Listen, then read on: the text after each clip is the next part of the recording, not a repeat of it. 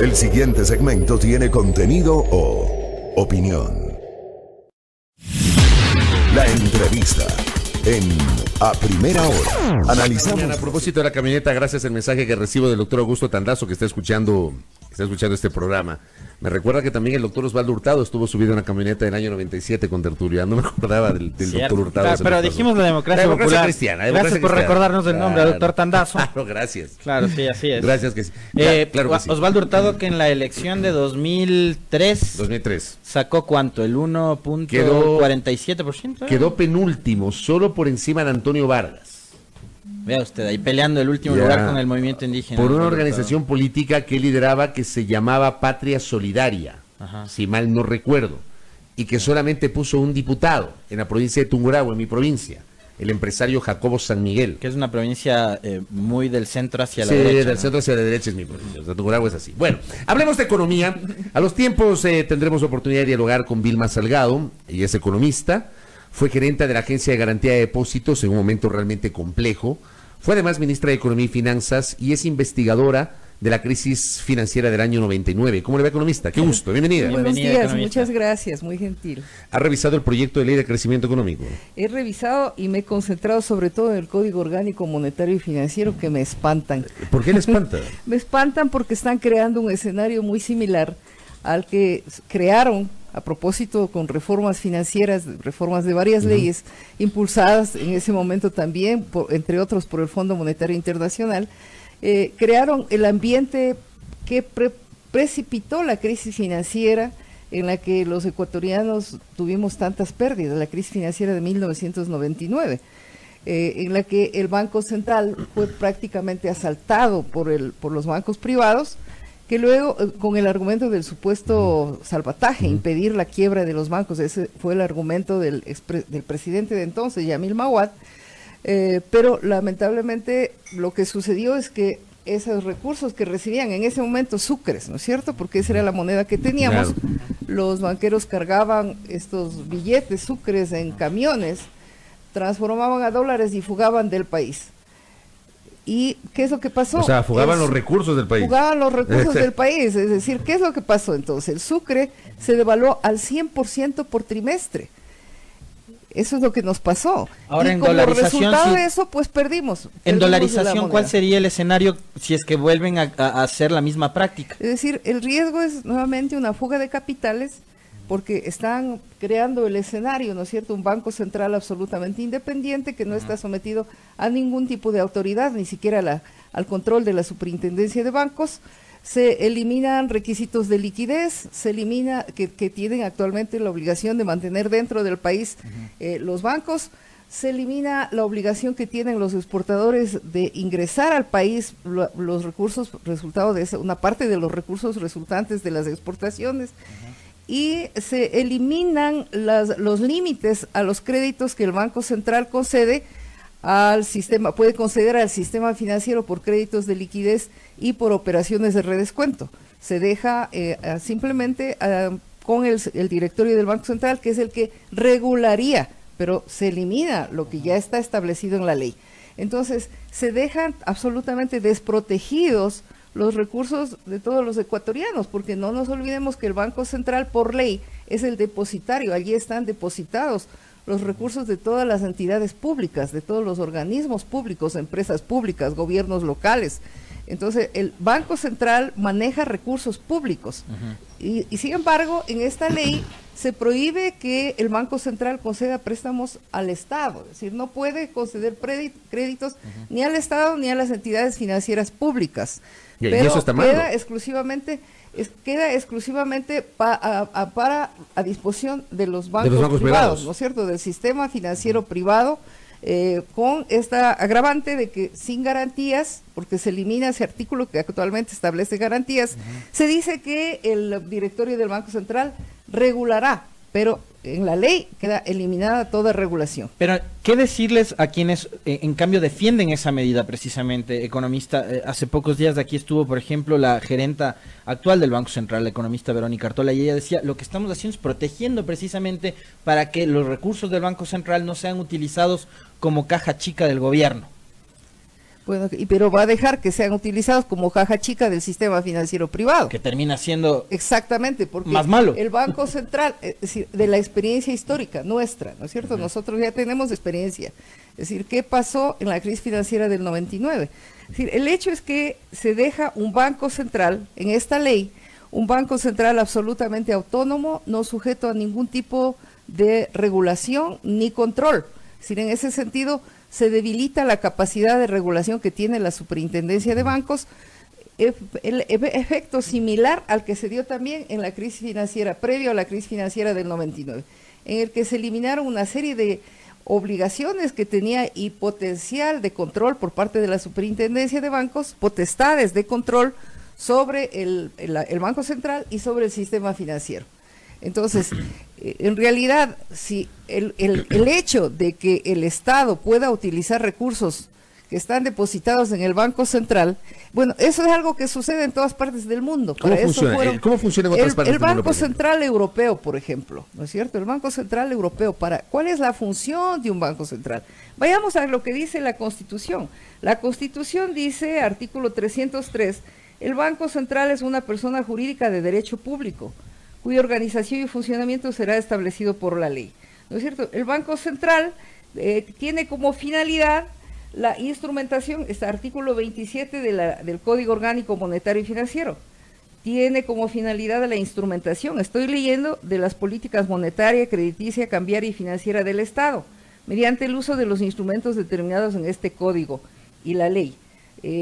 Es el encargado del manejo de la liquidez, ¿no es cierto? El Código Orgánico, por ejemplo, dice entre las funciones, octavo, gestionar la liquidez de la economía para impulsar los objetivos de desarrollo del país, utilizando los instrumentos directos e indirectos como operaciones de mercado abierto, operaciones de cambio, entre otros. Entonces, esa es la función del Banco Central. El Banco Central está... Eso dice la Constitución. Eso dice la Constitución y la ley, Ya. ¿no es cierto? Es una institución, la Constitución dice, es una persona jurídica de derecho público. Correcto. Eso es. Y luego la ley le asigna la función de manejar la liquidez de la economía. La ley vigente. Entonces, por supuesto, de la ley vigente. Y en este caso se eliminaría... que no le han cambiado todavía, eso va a seguir vigente en el Código Orgánico Monetario y Financiero. Pero lo que pretenden es que el Banco Central, y mire lo que dice concretamente el artículo 158, ¿no es cierto? Dice, el Banco Central, los miembros de su órgano de gobierno y su personal, en el ejercicio de sus funciones, no recibirán ni solicitarán instrucciones de ninguna persona o entidad, incluidas las entidades gubernamentales. En todo momento se respetará la autonomía del Banco Central y ninguna persona o entidad procurará ejercer influencia sobre los miembros del órgano de gobierno o el personal del Banco Central en el ejercicio de sus funciones ni interferir en sus actividades. Lo que quiere decir que ninguna autoridad, no el ministro de Finanzas, no puede ni el presidente de la República hacer una sugerencia al Banco Central, porque el Banco Central va a manejar de manera absolutamente independiente los recursos públicos que están depositados en el Banco Central. Es decir, ¿qué es lo que hay? La obligación legal, artículo 49 del Código Orgánico Monetario y Financiero. Y dar ese giro, economista, ¿es constitucional, le pregunto?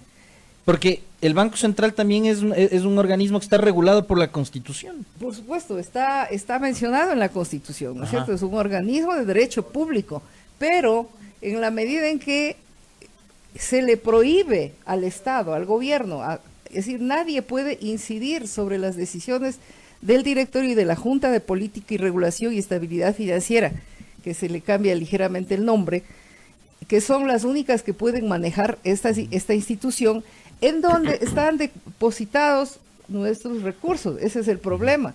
El problema es que si solamente estuvieran depositados los encajes que tiene que depositar el sistema bancario en el Banco Central, que podría ser que ellos manejen esos recursos.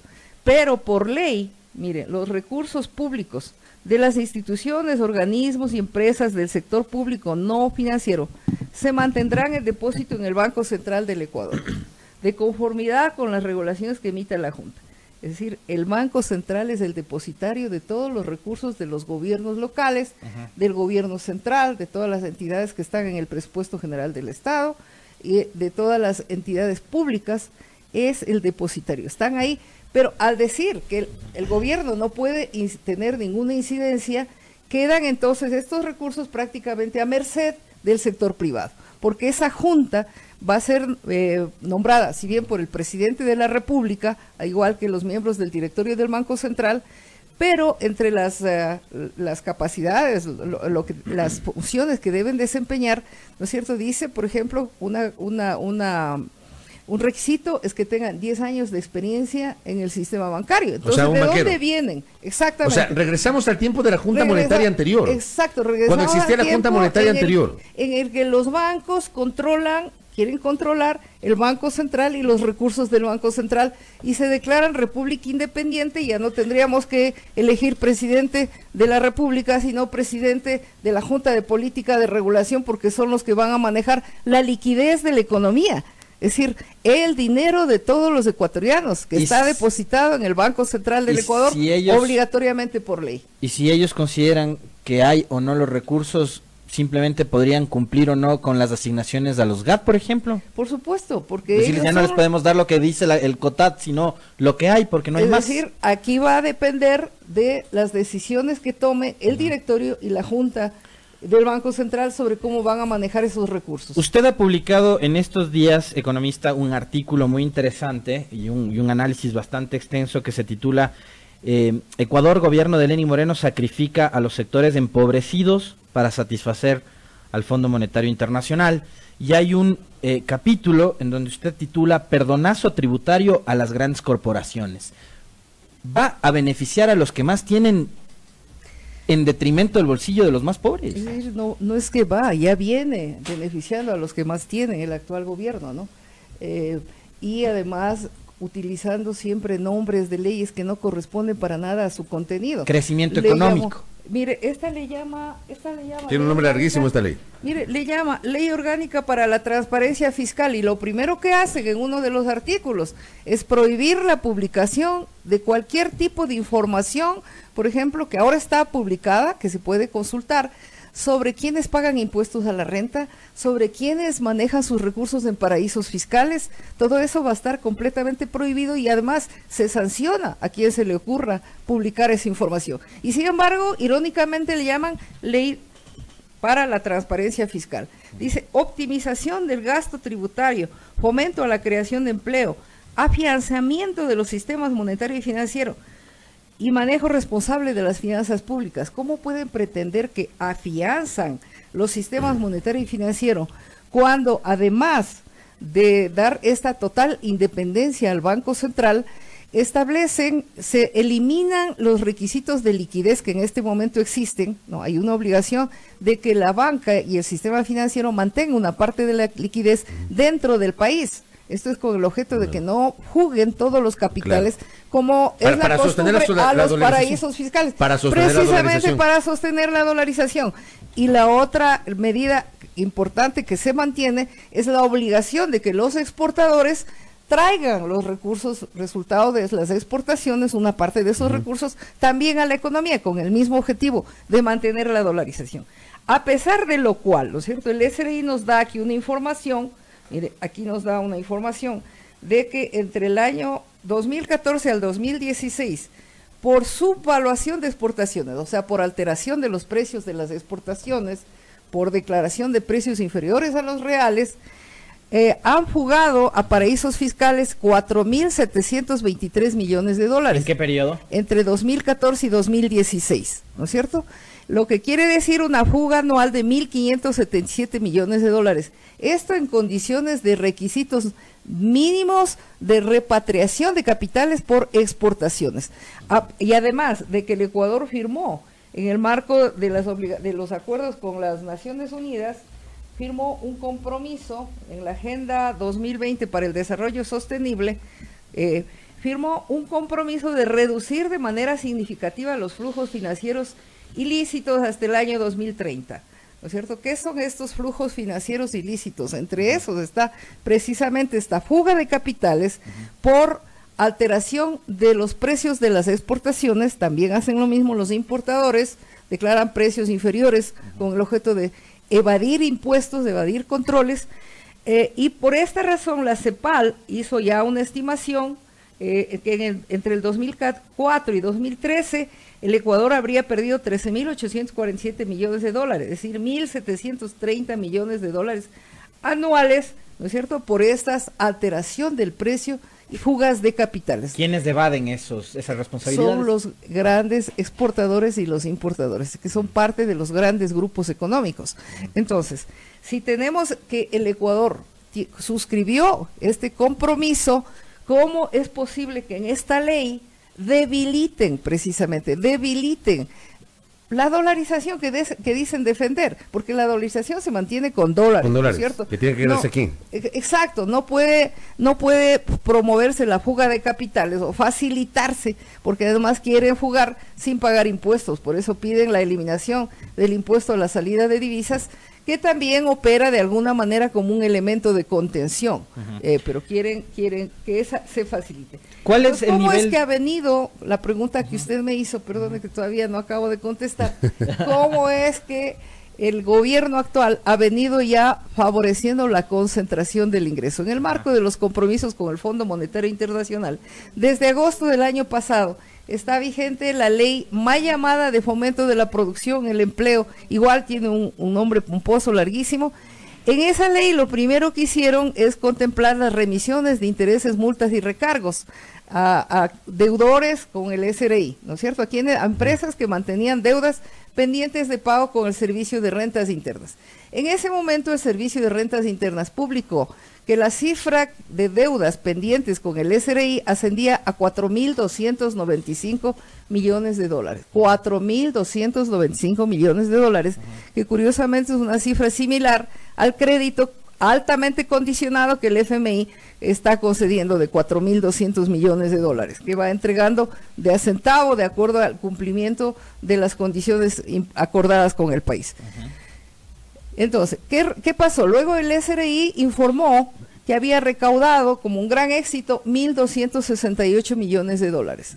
Pero todavía no nos explica qué pasó con los 3.000 millones de dólares restantes. Estamos hablando de 3.000 millones de dólares adicionales de deudas que tenía que recuperar y que no nos ha informado. O sea, a ver, por la transparencia de la que habla el gobierno, pues que nos informen. ¿Qué pasó? ¿En dónde pagaron? ¿Quiénes pagaron? ¿Quiénes no pagaron? Está pendiente de recaudación, porque son cifras enormes en el momento en que la caja fiscal tiene un déficit, tiene una necesidad de financiamiento, pues que nos informen a los ecuatorianos. ¿Qué pasó con esos 3.000 millones? ¿Y qué pasó además con el paquete amplio de exoneraciones tributarias que se contemplaron en esa ley y que ni siquiera nunca fueron cuantificadas? La Asamblea cometió la irresponsabilidad de aprobar esa ley, de ponerla en vigencia, sin siquiera pedir información sobre cuál era el sacrificio fiscal que el país iba a sufrir por resultado de estas amplias exoneraciones tributarias. Entonces, ¿quiénes fueron los grandes beneficiarios? El propio SRI publicó información en el que los grandes beneficiarios de las remisiones fueron las grandes empresas petroleras. Solamente las 6 mayores petroleras se beneficiaban, según la información del propio SRI, en una cifra que bordea superior a los 650 millones de dólares, que en ese momento era una cifra similar a lo que estimaban eran los subsidios al gas. Las 30 mayores empresas recibían un beneficio de 1.155 millones, que en ese momento era una cifra similar al monto del subsidio estimado por el propio Ministerio de Finanzas a los combustibles. De manera que vienen beneficiando a los grandes grupos económicos, sobre todo petroleras, telefónicas, algunos bancos privados, incluso la exportadora bananera Noboa, entre los más importantes beneficiarios de esta generosa política del SRI, del gobierno, digamos, ¿no es cierto?, del Ministerio de Finanzas, en el que en lugar de recuperar lo que le estaban debiendo para financiar el déficit, les condona intereses, multas y recargos, no explica dónde está el resto de los recursos, quién se benefició, no explica cuál ha sido el sacrificio fiscal y... O sea, no sabemos si existieron o no esos recursos, si ingresaron o no a la caja fiscal o qué se hizo con la plata, ¿qué es lo que no sabemos? Lo que sabemos es que ingresaron 1.268. Y no sabemos qué se hizo con esa plata. ¿Qué pasó con los 4.295?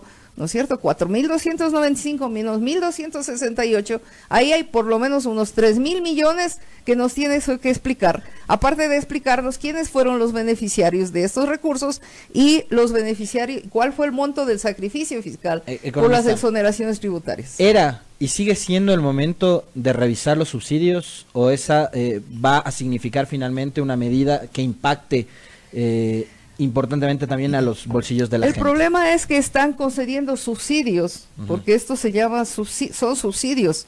El hacerse cargo de los intereses, multas y recargos están subsidiando lo que más tienen. Es un subsidio para las grandes empresas petroleras, telefónicas, para los grandes grupos económicos, mientras se les quiere con este segundo paquete de ley facilitar el que carguen con los recursos que están depositados en el Banco Central, que son recursos públicos, ¿no es cierto? Y al mismo tiempo se habla de eliminar, entonces ahí sí, los subsidios que sí llegan a la mayoría de la población de un país petrolero, que son los subsidios a los combustibles. Y bueno, en este momento, un momento además en que como resultado de las políticas que el país está impulsando con el propio Fondo Monetario Internacional, como lo reconoce el propio fondo, la economía se encuentra en recesión. ¿Qué quiere decir recesión? Se encuentra creciendo en forma negativa, menos 0,5, está estancada, todas las empresas se quejan de que no hay ventas, y en esas condiciones eliminar, aumentar los precios de los combustibles significa golpear también al aparato productivo nacional, porque tienen mayor dificultad de competir con el resto del mundo, cuando además en el marco de los acuerdos con el fondo están negociando una mayor apertura comercial, están negociando la participación en el Grupo del Pacífico, en la Alianza del Pacífico, a pesar de la advertencia de las grandes empresas nacionales de automotrices que están señalando el riesgo de que no puedan competir con esa gran industria que además tiene acceso a tasas de interés muchísimo más bajas, y no se plantea aquí una reforma financiera. Las tasas de interés en Europa, con quien tenemos que competir porque tenemos un tratado de libre comercio, están en el 2%. Y aquí el sistema financiero es el único que, bien gracias, no ha tenido ninguna reforma, siguen con unas tasas de interés elevadísimas, los únicos que publican sobre las utilidades que siguen obteniendo, y no hay ningún gobierno que diga, bueno, a ver, como en todas partes del mundo, cuando se quiere reactivar la economía, se bajan las tasas de interés, pero aquí no hay autoridad que baje las tasas de interés en condiciones en que por cada 1% que el sistema financiero cobra por interés, recauda del conjunto de la economía 422 millones de dólares. Es decir, aquí, con un 4% tendríamos una cifra superior al total de los subsidios a los combustibles que tanto dice preocuparle al ministro de Finanzas. Qué barbaridad. Así son las cosas. Entonces, cuando uno mira el conjunto, no como el economista Carrera, que solo ve los 4 datos del presupuesto que le presenta el ministerio y no ve el conjunto de la economía, como los demás analistas económicos, que no ven qué pasa con el sistema financiero, que no ven qué pasa con la corrupción, qué pasa con las fugas de capitales, ¿qué pasa es todo lo que tienen que ver. ¿Y qué pasa con el desempleo? ¿Y qué pasa con los proyectos sociales, con la deuda social en el Ecuador? ¿A usted le parece, y con esto creo que ya cerramos con Tertulio, un minutito, un análisis brevísimo, economista, de el último mensaje a la nación del presidente, donde dijo que va a tomar 6 medidas, 5 de las cuales están enfocadas al sector rural, y creo que sobre todo con las primeras deja abierta la puerta? Ya la lectura es que porque va la revisión de los subsidios, el tema del registro de las camionetas y motos para transporte en el sector rural, el tema del plan de la mata a la mesa, el tema de los centros de acopio y demás. ¿Es esa la respuesta que esperaba el país después de las protestas? De ninguna manera. Mire, lo que puede por último hacer es focalizar la eliminación del subsidio, ¿no es cierto? Es muy sencillo,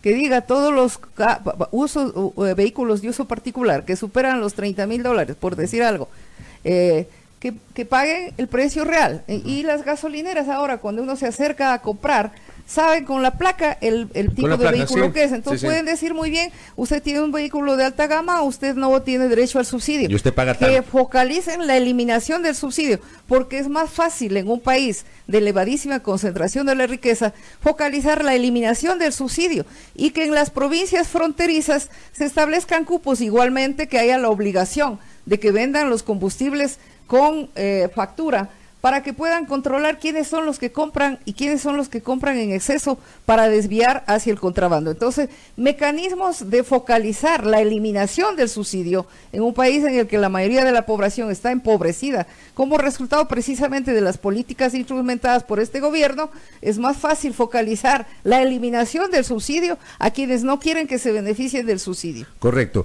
De esto habrá que seguir hablando. Le agradezco a Vilma Salgado Muy amable, que economista. nos ha visitado Gracias el día de hoy. a ustedes. Con un Muchas análisis gracias. muy interesante, decidor, un análisis de fondo sobre un tema que es de especialidad de nuestra invitada, que es el tema bancario.